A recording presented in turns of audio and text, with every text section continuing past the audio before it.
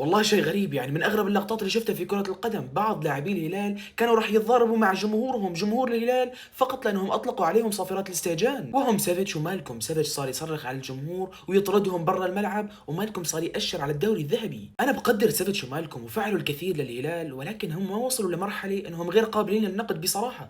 أبسط حق للجمهور لما يشوف فريقه، مدربه، اللاعبين عم بيقدموا مستوى سيء يطلق عليهم صافرات الاستهجان، فهو اللي بالأخير عم ينحرق دمه، اللاعب عم ياخذ الراتب ويرتاح. المصيبه انه بعد تعثر الهلال امام الرياض اليوم، سافيتش ومالكم ما فعلوا اي شيء بالمباراه يشفع لهم انهم يروحوا للجمهور ويسكتوهم. سافيتش لا ادوار دفاعيه ولا هجوميه جيده، مالكم اللي المفروض يشيل الفريق هجوميا طوال اللقاء صانع فرصه وحيده ما سدد ولا تسديده على المرمى ومضيع فرصه كبيره. وصدقوني صافرات الاستهجان من جمهور الهلال لم تاتي عبث، احنا عم نتكلم عن جمهور اعتاد على الانتصارات، فريقه مجهز للانتصارات، فقط بحاجه لمدرب صاحي ولاعبين يلعبوا بروح قتاليه. لكن بالاخير باخر 4 مباريات بالدوري الهلال متعثر ب3 مباريات. بهذه التعثرات الهلال بدا يخسر الدوري فعليا. انتم متخيلين بال3 مباريات القادمه للهلال راح يواجه الاتحاد والاهلي؟